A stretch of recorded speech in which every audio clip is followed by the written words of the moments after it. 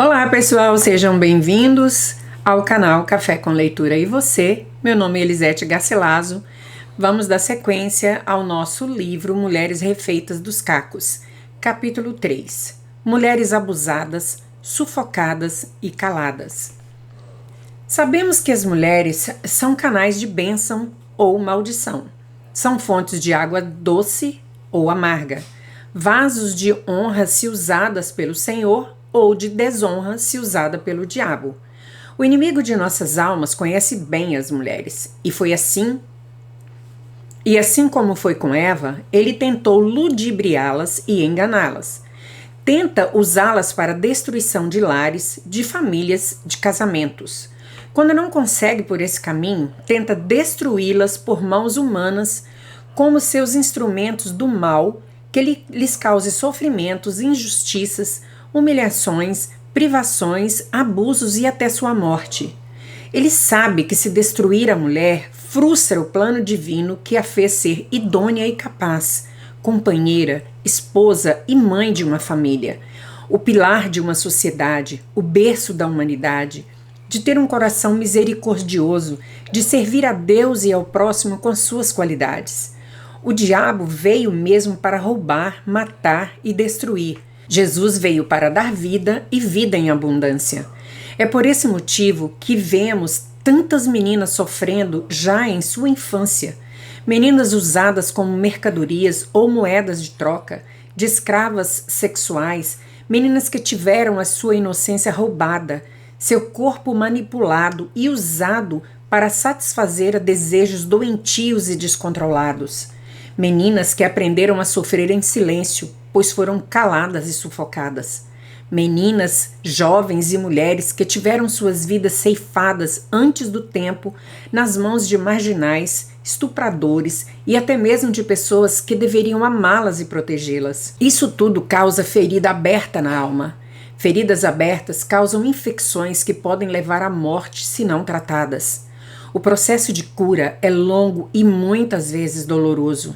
Os maus tratos, a falta de amor, o abandono, a rejeição e os relacionamentos abusivos levam à baixa estima, à desvalorização, ao complexo de inferioridade, aos traumas, à culpa e à depressão. O coração fica envolto em farpas, em espinhos pontiagudos, prontos a ferir a quem se aproximar. A autodestruição em vícios como álcool, fumo e drogas, e até mesmo suicídio, são tentativas de saída para essa vida destruída. Será mesmo esse o fim para o sofrimento?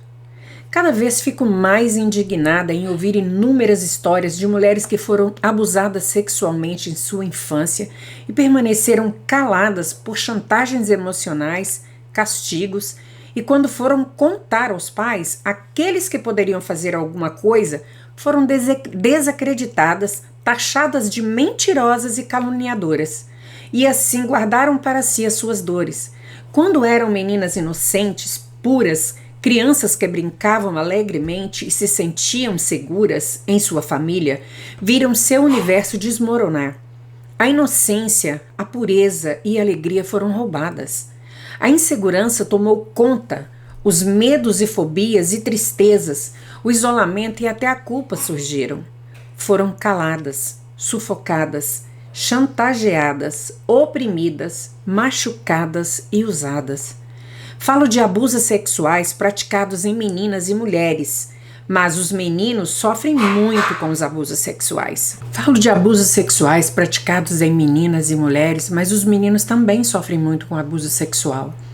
São inúmeros meninos que se calaram e levaram as marcas para a vida adulta cheia de fobia, trauma e problemas psicológicos. São abusados, estuprados e violentados, chantageados e calados. E eles sofrem mais calados do que as meninas, porque elas ainda pedem socorro, contam a alguém de confiança. Eles se calam e carregam esse mal como um segredo para o resto da vida. Eles temem ser julgados, de serem chamados de gays. Quanto sofrimento, quanta dor. Imagino como Deus deve se sentir. Em muitos casos, a pessoa abusada apaga de sua mente o que aconteceu, guarda no seu subconsciente, dentro de uma gavetinha, como mecanismo de defesa para não sofrer. Quando ocorre qualquer gatilho que remeta à situação, a gavetinha se abre e traz à lembrança o fato ou sentimentos estranhos como medos, peito apertado, falta de ar, náuseas. Tudo relacionado inconscientemente aos traumas sofridos. Esquecer o que lhe faz mal é uma maneira de poupar do sofrimento, porém, ela está lá. Em alguns casos, a pessoa abusada tem alguns flashes que não consegue entender. Flashes que parecem ser de abusos, um rosto desconhecido ou não identificado, uma perturbação mental e de sentimentos sem saber se foi um sonho ou um pesadelo, se foi real ou surreal.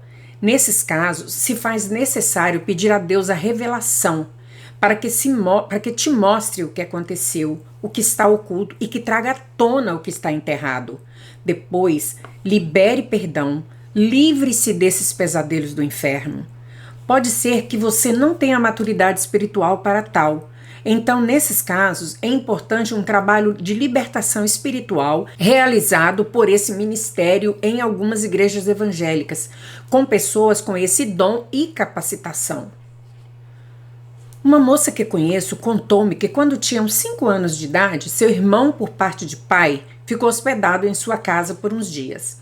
O quarto de hóspede ficava ao lado do seu, em que dormia com a sua irmã menor. O quarto dos pais ficava mais distante, mais aos fundos. Ela sempre teve uns flashes perturbadores dele em sua mente, que aparecia no seu quarto à noite. Só isso. Não sabe dizer se foi real, se ele a tocou ou não, se só ficava observando. Ele era adolescente e, na verdade, tinha sido alguma intenção maliciosa, mas talvez não tenha feito nada. Um dia, quando sua mãe deixou as 2 meninas com ele, o mesmo foi tomar banho de porta aberta e com box aberto. Ela tapou os olhos e fechou a porta do banheiro. Relatou o fato para sua mãe, que contou ao pai. Quando ele foi tomar banho, seu pai disse-lhe que tomasse de porta aberta, como fez quando estava com as meninas, assim todos poderiam ver-lhe tomar banho. Ele ficou muito sem graça e logo quis ir embora. Quando essa moça leu o livro A Culpa Não É Sua, de Fabíola Melo, começou a chorar compulsivamente. Sentiu que precisava se libertar do que quer que estivesse acontecido e liberar o perdão para ele. Até hoje não sabe precisar o que houve, mas sabe que algo aconteceu. Não quis contar a seus pais para não estragar o convívio familiar e conseguir manter um relacionamento com ele. Espera que ele tenha se arrependido do que fez ou do que intencionou fazer, já que hoje ele é pai de uma menina. Como disse, nosso inconsciente aprisiona esses fatos bem escondidos, engavetados para poupar de lembranças desagradáveis que fazem sofrer. Porém, vem assombrar com medos incabíveis, diversas fobias, síndromes, medos de escuros, lugares apertados, toques físicos, tudo o que remete ao acontecimento de forma obscura. Sonhos perturbadores como pesadelos que impressionam com imagens e cenas difusas e mal compreendidas que levam a pensar que houve um abuso. Enquanto você não abrir a gavetinha e tirar dali aquilo que escondeu para não lhe ferir, não vai se libertar dos pesadelos, dos medos e fobias, de manias, de compulsões e até mesmo de frigidez sexual. Vai ter que mais uma vez se expor à dor. A ajuda de terapeutas nesse processo é importante, mas nada se compara à de cura interior que Jesus pode dar. Se ele vos libertar, verdadeiramente sereis livres. Para isso, como já mencionei, precisa passar pelo processo de cura e libertação, onde ministradores dessa área irão orar ao Espírito Santo e o Espírito Santo irá lhe dar a revelação e com ela o perdão aos abusadores, a cura da alma e a libertação. O perdão é a chave para abrir as cadeias que lhe aprisionam. Quando você for curada, irá lembrar dos fatos e eles não mais causarão dor. Isso é possível acontecer? Sim. Se não fora, não estaria escrevendo este livro. Vi isso acontecer inúmeras vezes por pessoas que relataram ter passado por isso. Se não fora possível, não estaria contando essas histórias de mulheres que foram machucadas, mas restauradas e libertadas pelo poder de Deus. Gostaria de deixar um alerta aos pais de crianças, jovens e adolescentes, para que não baixem a guarda nunca. Sejam vigilantes e perseverantes em oração pelos seus filhos. Como pais, não podemos omitir nenhum fato e nem permitir certas situações. Somos responsáveis e autoridade espiritual sobre a vida de nossos filhos. A oração de um pai ou de uma mãe tem autoridade no mundo espiritual para aniquilar o poder das trevas no nome de Jesus. Amados, nunca procurem vingar-se, mas deixem com Deus a ira, pois está escrito: minha é a vingança, eu é que retribuirei, diz o Senhor. Romanos capítulo 12, verso 9. Abençoai os que vos perseguem, abençoai e não amaldiçoeis. Romanos capítulo 12, versículo 14. Depoimento de Alice. A história de Alice é parecida com a de muitas mulheres que tiveram a sua infância e inocência roubadas. Foi abusada por seus irmãos em casa, chantageada, dominada e agredida por eles.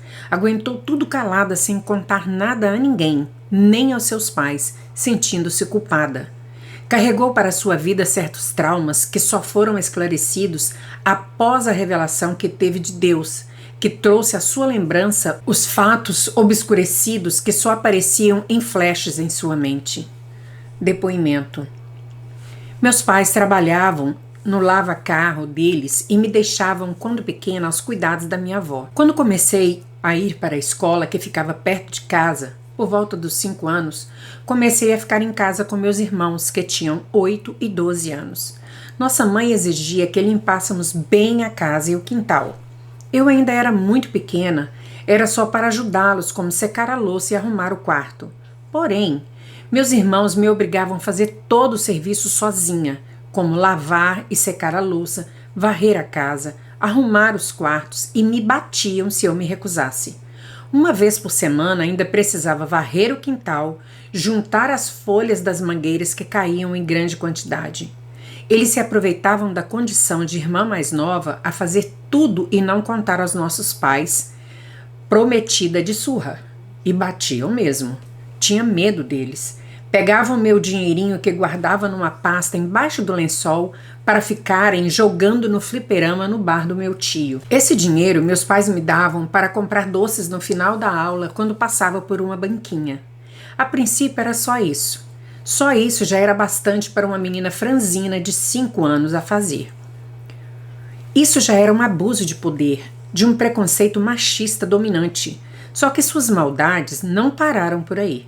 Comecei a ser abusada sexualmente por meu irmão mais velho. A princípio foi por ele, em seu quarto. Lembro-me da sensação que eu tinha. Sentia-me culpada. Os sentimentos eram confusos. Não me lembro de dizer não. Eu deixava.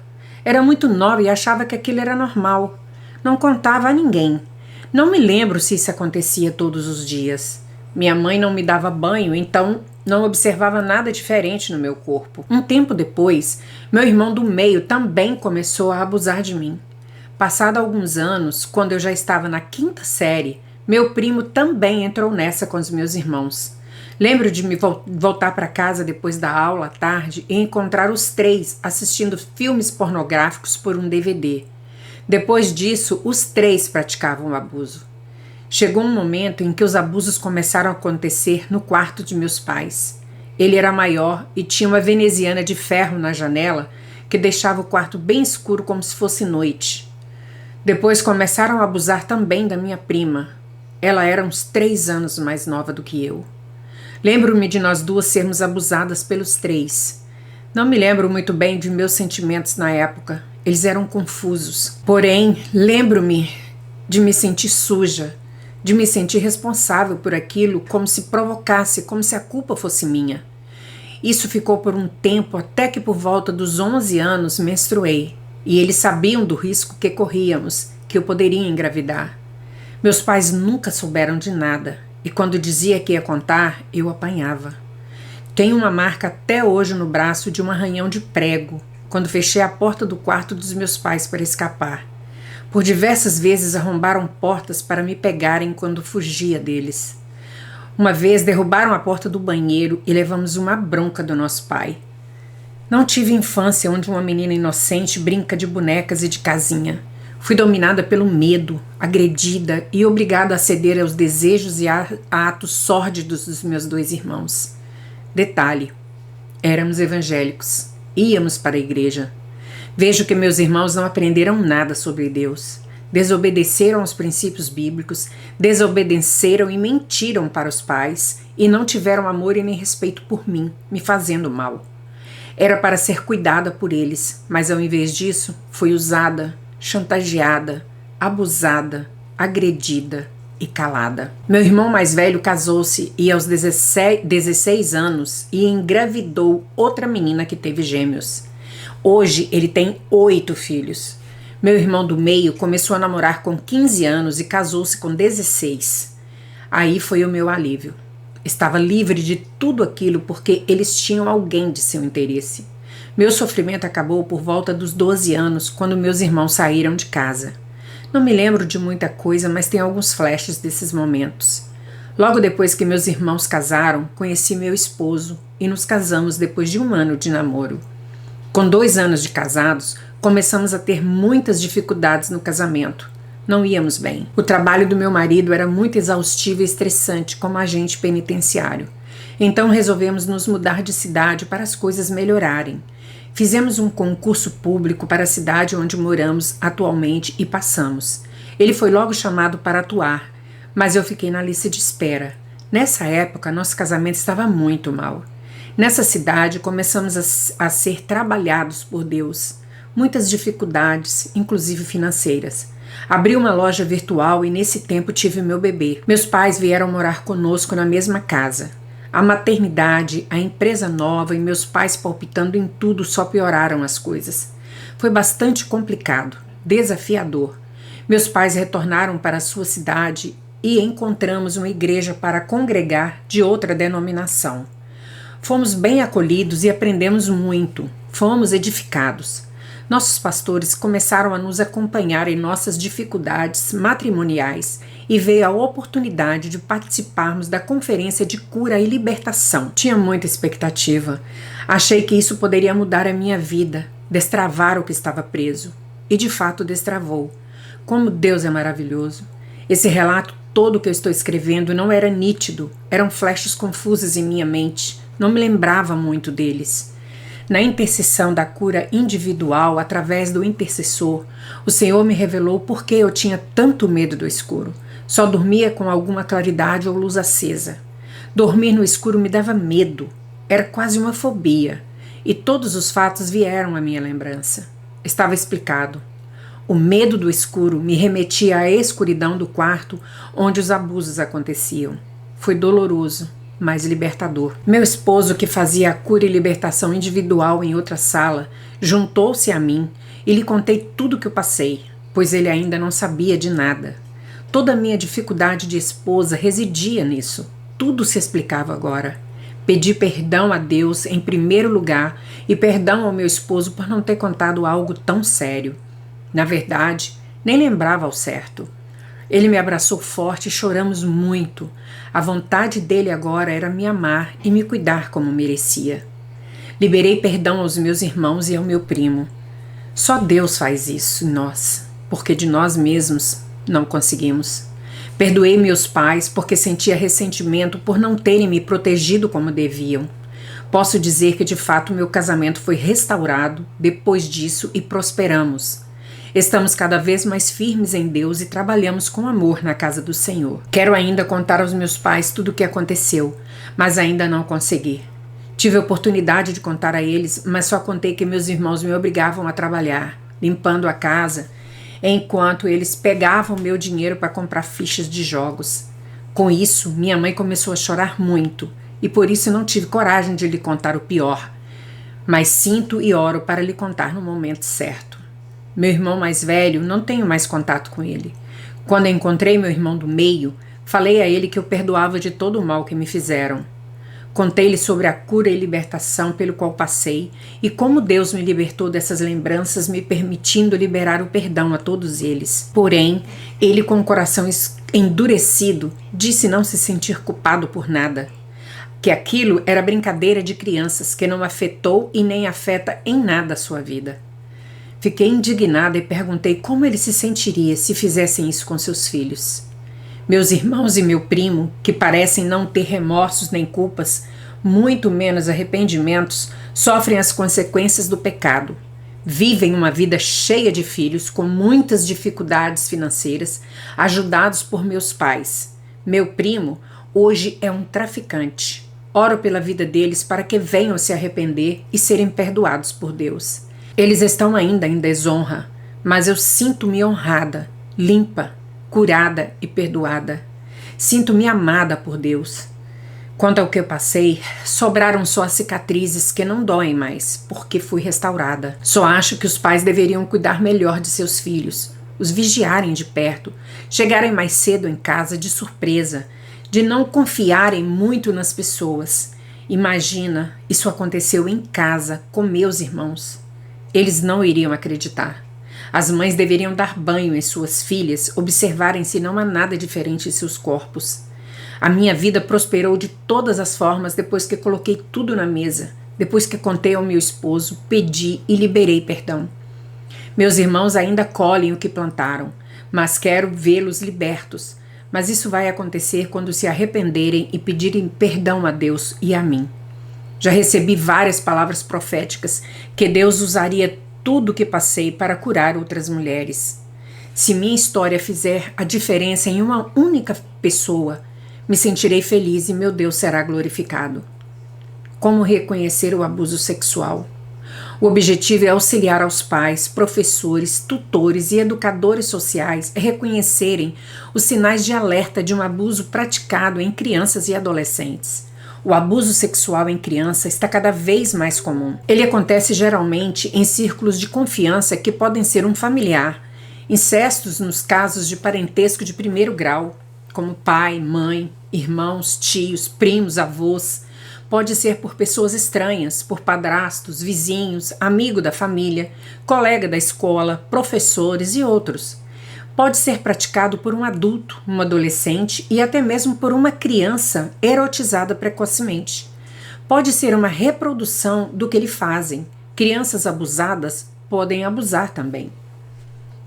O abuso pode ser de forma sutil, com carícias e toques íntimos, ser com falta de pudor e com conjunção camal, seguidos de forte violência e constrangimentos, seguido de chantagens emocionais.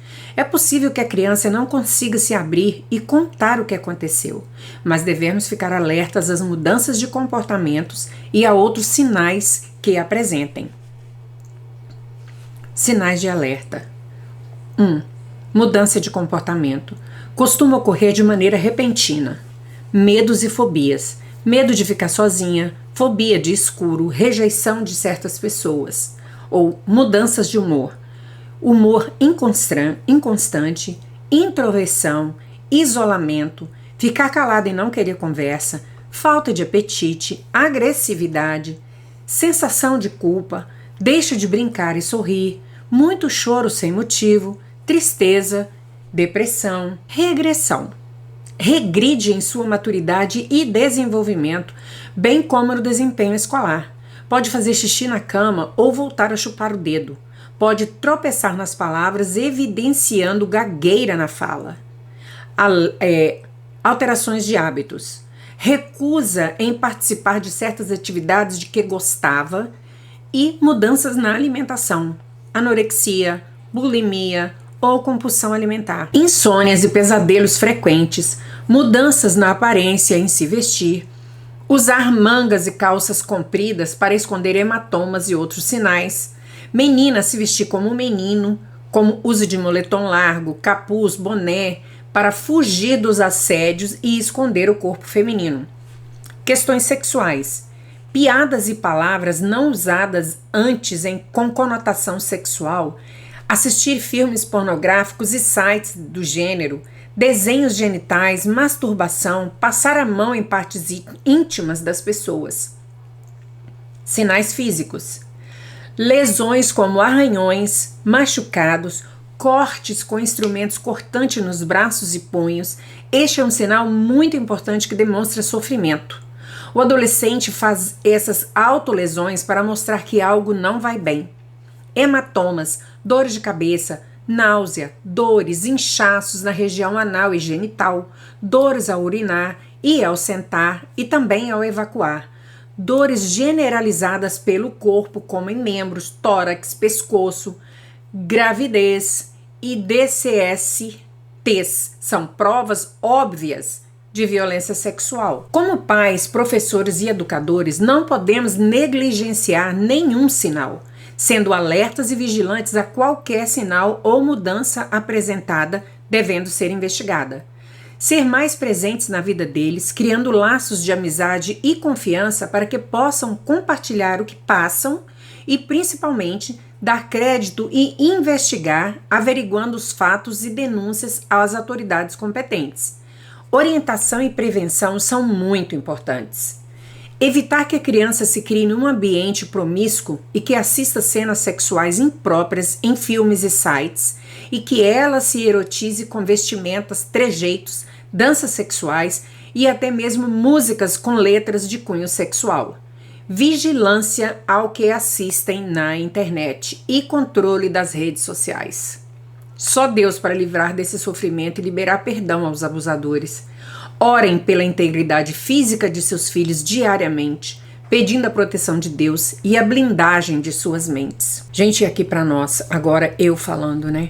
Hoje está muito fácil o acesso dessas crianças e dos adolescentes aos conteúdos pornográficos na internet, né? Através do celular, do computador.